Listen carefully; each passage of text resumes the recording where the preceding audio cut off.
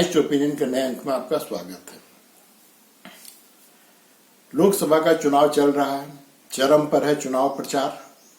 लेकिन बैठ के थोड़ा सोचिए दोस्तों, थोड़ा सा थम के सोचिए कि इस बार के चुनाव का मुद्दा क्या है।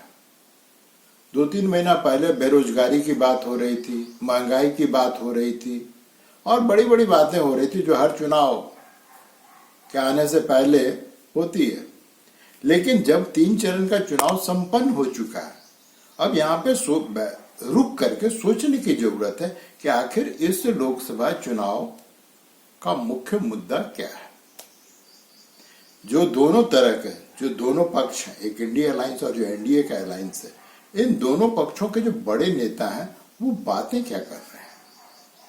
दोस्तों, दुखद है लेकिन ये सत्य है कि इस बार चुनाव का मुख्य मुद्दा जो है मुसलमान है और मुसलमान से जुड़ा हुआ जो आरक्षण का मुद्दा है, मुसलमानों को आरक्षण दिया जाए या न दिया जाए, मुसलमानों को कोटा दिया जाए या न दिया जाए, वो इस चुनाव का मुख्य मुद्दा है, मुख्य मुद्दा है। और ये दोस्तों तरस आना चाहिए यहाँ के नेताओं के सोच पर, चाहे वो किसी भी पक्ष का हो, वो पक्ष का हो विपक्ष का हो, कि ये इस देश में मुसलमानों की आबादी 14% है।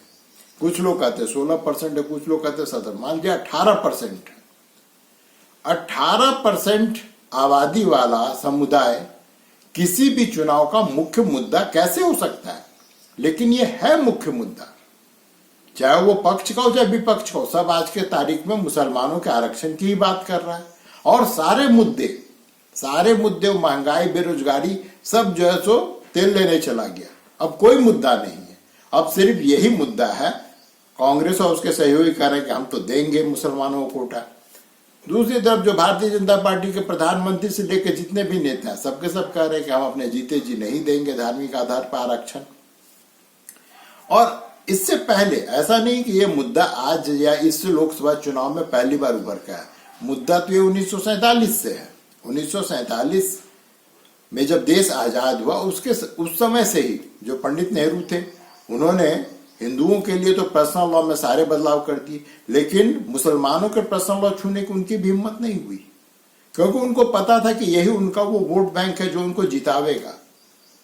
ये उनको उस समय पता था। और ये स्थिति जो है 90 के शुरुआती दिनों तक रहा, जब तक कि बाबरी मस्जिद का विध्वंस नहीं हुआ। उससे पहले तक मुसलमान एक मुश्त मैं कह रहा हूं कांग्रेस को वोट दिया करते थे और कांग्रेस के साथ बने रहते थे।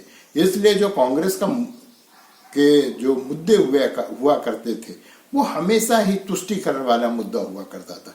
कौन भूल सकता है साहबानों से संबंधित जो 3 तलाक का मुद्दा था, उसको कौन भूल सकता है कि उसको जो सुप्रीम कोर्ट के आदेश के बावजूद साहबानों मुद्दे को जो है संसद के द्वारा राजीव गांधी के नेतृत्व में उसको पलट दिया गया था।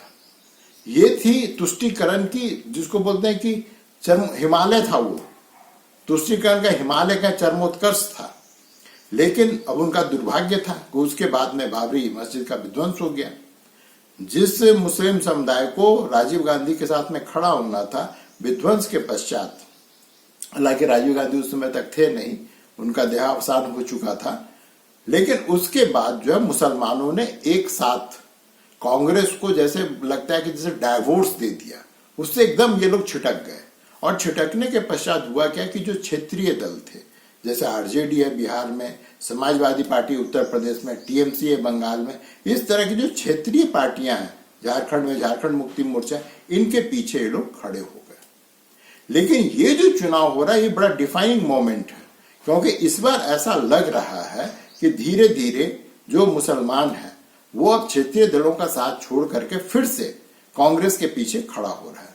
और कांग्रेस इस मुद्दे को, माने ये जो मौका उसको मिला, उसको छोड़ना नहीं चाहता है। इसलिए उछल कर उसके ऊपर से लेकर नीचे सभी नेता पहले दबे स्वर में कह रहे थे, फिर स्वर थोड़ा और उसकी गति पकड़ी, और अब तो पूरे जोर शोर से कि हम मुस्लिम कोटा की बात कर रहे हैं।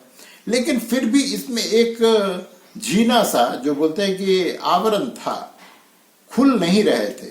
खुल क्यों नहीं रहे थे? क्योंकि उनको ये डर था कि कहीं इस आरक्षण के मुद्दे से, मुस्लिम आरक्षण के मुद्दे से हिंदू समाज गोलबंद ना हो जाए। इसलिए कांग्रेस के बड़े नेता भी बोलते तो थे लेकिन थोड़ा संभल कर बोलते थे। लेकिन कल ये आवरण भी खत्म हो गया। जो आज के तारीख में राहुल गांधी के गुरु कहिए या एनडीए के सबसे वरिष्ठ नेता हैं लालू प्रसाद यादव, मौका था बिहार विधान परिषद में शपथ ग्रहण का। तो वहां पर पत्रकारों ने इनसे पूछा, इन्होंने स्पष्ट कहा कि हाँ, मुसलमानों को आरक्षण मिलना चाहिए और पूरे को मिलना चाहिए। पूरे को मिलने का मतलब है कि हिंदू में तो ब्राह्मण, ठाकुर, बनिया, वैश्य सब होता है, लेकिन मुसलमानों में कुछ नहीं। मुसलमान एक समुदाय के रूप में पूरे के पूरे को आरक्षण दिया जाना चाहिए। और ये कर्म जो है कर्नाटक की जो राज्य सरकार है वो कर चुकी है। लेकिन आगे बात करें उससे पहले लालू यादव ने क्या कहा वो पहले आप सुनिए। कह रहे हैं कि मुसलमानों को आप लोग आरक्षण दे रहे हैं, ओबीसी का लेकर मुसलमानों को दे रहे हैं। रिजर्वेशन तो मिलना चाहिए मुसलमानों को। हो रहा है। लालू यादव अब उनकी जिस तरह की अवस्था देख करके, उनके स्वास्थ्य को देख करके मुझे उन पर दया भी आ रहा है। और उन्होंने कैसे कह दिया, क्योंकि वो बड़े चतुर सुजान नेता हैं।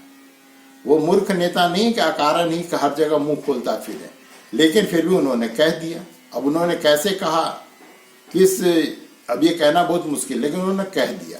और जब कह दिया तो उनको जवाब भी मिला। और जवाब किसने दिया? सीधे प्रधानमंत्री मोदी ने उनको जवाब दिया। और क्या जवाब दिया ये भी आप सुन लीजिए। साथियों, कांग्रेस तो चुप है, लेकिन आज इनके एक बड़े साथी ने इंडी गठबंधन के इरादों पर मुहर लगा दी। उनके एक नेता जो चारा खाने के कारण जेल में है, जो पशुओं का चारा खा गए, और अदालत ने जिनको सजा दी है, अदालत ने उनको सजा दी है, सुप्रीम कोर्ट तक सबने मान्य किया कि इन्होंने भ्रष्टाचार किया है। ऐसे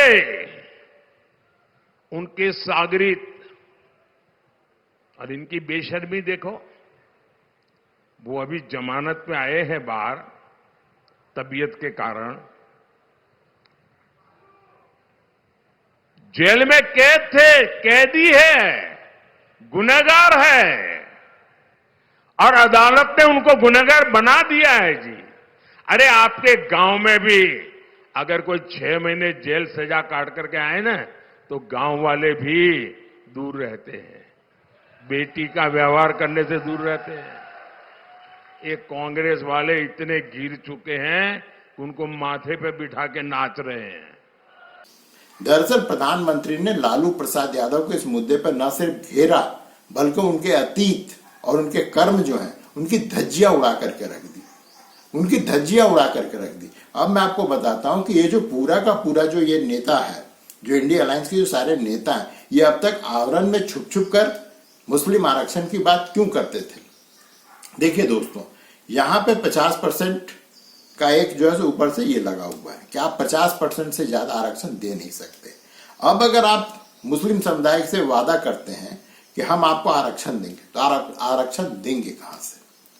आप आरक्षण या तो ओबीसी कोटा में से निकाल करके देंगे, या एसटी जो आदिवासियों के लिए कोटा उसमें से निकाल करके देंगे, या फिर जो दलितों के लिए कोटा उसमें से निकाल के देंगे। आपको कहीं ना कहीं से तो निकाल के देना ही पड़ेगा। जैसा कि कर्नाटक सरकार ने किया, वहां पर उसने ओबीसी के कोटा से निकाल कर मुसलमानों को आरक्षण दे दिया है। और यही बात जो है कांग्रेस और उसके सहयोगी दल छुपाना चाहते हैं। क्योंकि अगर ओबीसी को पता चल जाए कि ये मेरा आरक्षण ये काट रहा है, या आदिवासी को पता चल जाए कि ये मेरा आरक्षण काटने वाला है, या यही बात अगर दलित समुदाय को पता चल जाए, तो वो कैसे रिएक्ट करेगा? कैसे रिएक्ट करेगा? और यही कारण है कि पिछले दिनों प्रधानमंत्री मोदी ने कांग्रेस के राहुल गांधी को और उनके सभी सहयोगी दलों को चुनौती दी थी। उनकी 3 चुनौती थी कि आप लिख करके दीजिए कि आप जो है मुसलमानों के लिए जो आरक्षण देने वाले हैं उसमें क्या ये जो 3 हैं ये आप नहीं करेंगे? पहले सुनिए कि उन्होंने चैलेंज क्या दिया था। 14 दिन हो गए जब मैंने कांग्रेस को 3 बातें लिखकर देने की चुनौती दी थी। मैंने कहा था लिख करके दो, 140 करोड़ देशवासियों को लिख करके दो कि धर्म के आधार पर आरक्षण नहीं दोगे। मैंने सही कहा कि नहीं कहा भाई? सही कहा कि नहीं कहा? मैंने दूसरा कहा था मुझे लिख कर दो, 140 करोड़ देशवासियों को लिख कर दो, एससी, एसटी, ओबीसी का आरक्षण आप कभी भी नहीं छीनोगे। मैंने उनको कहा था कि आप देश के नागरिकों को लिखकर दो। कांग्रेस की राज्य सरकारें ओबीसी कोटे से रातों रात डाका डाल करके मुसलमानों को आरक्षण नहीं दे देंगे।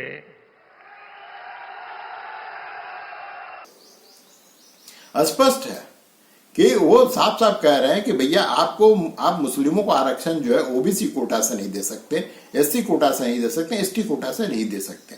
लेकिन आइए दोस्तों, अब थोड़ा इससे आगे बढ़ करके जो ये अल्पसंख्यक का जादू है, जो ये अल्पसंख्यक शब्द है, थोड़ा इसके बारे में और मुसलमानों के इतिहास के बारे में थोड़ा सा और जाने। देखिए दोस्तों, संविधान में कहीं भी अल्पसंख्यक शब्द को परिभाषित नहीं किया गया। ये नहीं बताया गया है कि कितनी जनसंख्या होने पे कोई समुदाय अल्पसंख्यक होगा या कितना नहीं होने पे कोई अल्पसंख्यक हो सकता है, क्योंकि जो मुसलमान है वो इस देश में दूसरी सबसे बड़ी समुदाय है। अर्थात हिंदुओं के बाद में जो बहुसंख्यक समुदाय है, दूसरी बहुसंख्यक समुदाय है, वो मुसलमान है। अब यहाँ पे संविधान में 2 तरह के अल्पसंख्यकों की बात की गई है। पहला है धार्मिक अल्पसंख्यक और दूसरा है भाषाई लिंग्विस्टिक अल्पसंख्यक, माइनॉरिटीज की बात की गई है। या तो अल्पसंख्यक जो है धर्म के आधार पर हो सकता है और या तो फिर भाषाई आधार पर हो सकता है। अब दोस्तों तनिक आप सोचिए कि जिस देश में किसी भी समुदाय की संख्या 20-25 करोड़ से ऊपर हो, कुछ लोग कहते हैं 30 करोड़ से ऊपर है, 30 करोड़ से ऊपर हो, उसको सरकार और वो खुद भी अपने को अल्पसंख्यक माने, ये हास्यास्पद नहीं तो क्या है। मुस्लिम देशों में शायद 1-2 को छोड़ दिया जाए तो वहां पे मुसलमानों की आबादी 25-30 करोड़ से ऊपर है, लेकिन भारत में है। और भारत में मजेदार चीज ये है कि फिर भी उनका अल्पसंख्यक घोषित किया गया है, और संविधान प्रदत्त खास करके आर्टिकल 29 और आर्टिकल 30 में जितने भी अधिकार हैं वो सबके सब ये पा रहे हैं, ये सबके सब पा रहे हैं। और सबसे मुख्य चीज है कि किसी भी राजनीतिक दल की औकात नहीं है ये कह सके कि ये गलत हो रहा है, ये गलत हो रहा है। और मुख्य चीज ये भी है कि मुसलमान, ये सही बात है जो सच्चर कमेटी या रंगनाथ मिश्रा कमेटी है, उन सब ने सही कहा है कि आज के तारीख में मुस्लिमों का एक बहुत बड़ा हिस्सा जो है वो आर्थिक सामाजिक रूप से दलितों से भी कमजोर है। ये सत्य है, लेकिन ये किया किसने? ये जो आप जो है, ये तो अभी जो मोदी है सरकार है वो 10 साल से ही, उससे पहले तो जो तथाकथित यहाँ पे धर्मनिरपेक्षता के सुरमा लोग हैं उन्हीं का शासन था। उन्हीं के शासन में जब धर्मनिरपेक्षता सेकुलरिज्म की बात होती थी तब क्यों नहीं कभी सोचा गया कि जो तुम इन लोगों की स्थिति है वो बद से बदतर बना के रखे हुए हो। लेकिन जब मोदी सरकार पिछले 10 साल में आई है उसने, ये सही बात है, ये सत्य है कि उसने मुस्लिमों का तुष्टीकरण नहीं किया, लेकिन उसने मुसलमानों के साथ किया क्या है इसका 2-3 आंकड़े छोटे छोटे मैं बता रहा हूं। इस देश में उसने कहा कि सबका साथ सबका विकास, मेरे लिए सब बराबर है, मेरे लिए कोई स्पेशल नहीं है, मुसलमान मेरे लिए स्पेशल नहीं है। कांग्रेस के लिए स्पेशल है क्योंकि वो उसका वोट बैंक है, वो उसके लिए आलतू फालतू सारी बातें करेगा, लेकिन कभी भी उनके सामाजिक और आर्थिक विकास के लिए कुछ भी नहीं करेगा। वो सिर्फ जुबानी जमा खर्च जो है खर्च करते रहेगा। अब दोस्तों यहां पे प्रधानमंत्री आवास योजना, जो मोदी सरकार की बहुत बड़ी सफलताओं में से एक है, उसका 31% जितने घर का निर्माण किया गया उसमें से 31% घर जो है मुसलमानों को दिया गया, जबकि उनकी आबादी सरकारी आंकड़ों के अनुसार 14 या 15%। मन जितनी उनकी आबादी है उसके अनुपात में उनको दुगुना घर दिया गया। इसी तरह से जो यहाँ पे गैस सिलेंडर बांटे गए इस देश में, उसका 33% मुस्लिम घरों में वो सिलेंडर गया है, मुफ्त में गैस सिलेंडर। इससे भी आगे बढ़िए, एक योजना है मुद्रा लोन योजना। मुद्रा लोन योजना के तहत 36% मुसलमानों को लोन दिया गया। उस समय मोदी सरकार ने उससे ये नहीं पूछा कि भाई साहब आप हमको वोट देते हो या नहीं देते हो, या तुम हिंदू हो या मुसलमान हो या दलित हो या आदिवासी हो। उसने ये कोई भी पड़ताल नहीं की। जिस पड़ताल की बात अभी राहुल गांधी कर रहे हैं घूम घूम के कि मैं जातीय सर्वेक्षण करवाऊंगा, सामाजिक सर्वेक्षण करवाऊंगा, आर्थिक सर्वेक्षण, मोदी सरकार ने कोई सर्वेक्षण नहीं करवाया। उसने सिर्फ कि इस व्यक्ति को आवश्यकता है, यह आदमी गरीब है, उसका धर्म कोई भी है, वो सबके सब उसने सबको सारी जो भी उस योजना से मिलने वाले लाभ थे वो सबके सब इसने मुसलमानों को दिया। लेकिन फिर भी भाजपा सांप्रदायिक है, तो ये तो चलने वाला नहीं है ना, ये चलने वाला नहीं है। और सबसे मुख्य चीज ये है कि एक तरफ मुसलमान कहता है कि हमको स्पेशल स्टेटस दो, हम अब अल्पसंख्यक हैं, हमको हर जगह आरक्षण चाहिए, हमको हर जगह कोटा चाहिए। ठीक है, वेरी गुड, लेकिन तुम सिर्फ लोगे, दोगे नहीं। इस देश में 4 सेंट्रल गवर्नमेंट फंडेड यूनिवर्सिटी हैं, 4 मुसलमानों के 4 जो है सेंट्रल गवर्नमेंट द्वारा फंडेड यूनिवर्सिटीज है। पहला है जामिया मिलिया, दूसरा है अलीगढ़, तीसरा है हैदराबाद यूनिवर्सिटी और चौथा है मौलाना आजाद यूनिवर्सिटी।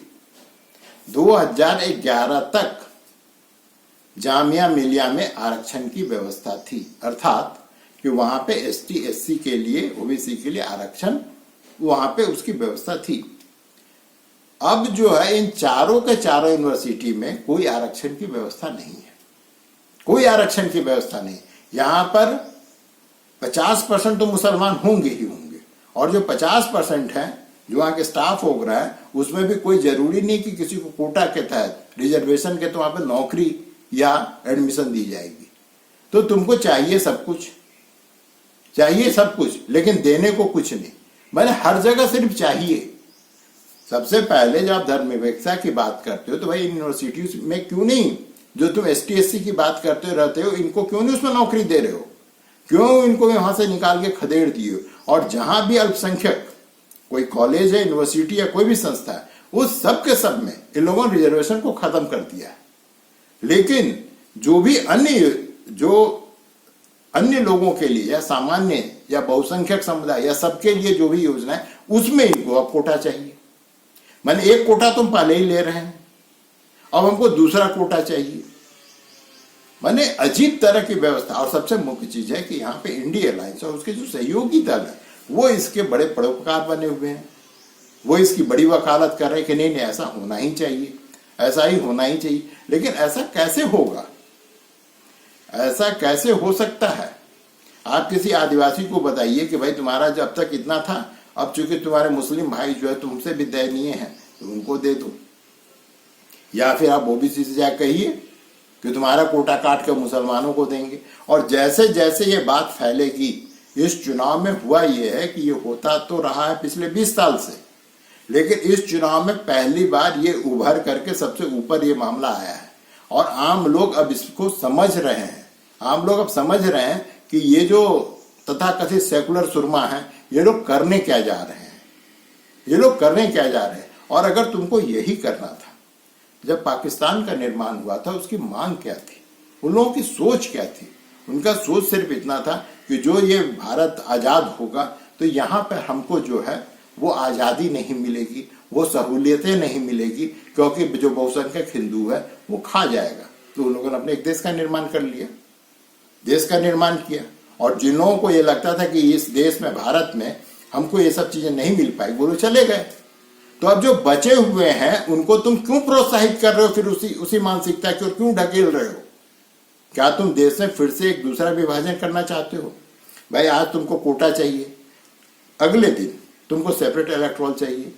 ये सेपरेट इलेक्टोरल था ही जो पृथक निर्वाचन की व्यवस्था थी 1909 का, जिसने पाकिस्तान का निर्माण किया। तो क्या अब ये देश जो है धीरे धीरे तुम मुसलमानों को ढकेल को वहां तक ले जा रहे हो कि फिर एक विभाजन हो, फिर 100 साल बाद फिर एक विभाजन हो? अगर तुमको यही सब करना था और इसी के लिए तुम देश को आजाद किए हो, तो उसी समय तुम क्यों नहीं भारत को पाकिस्तान बना दिए?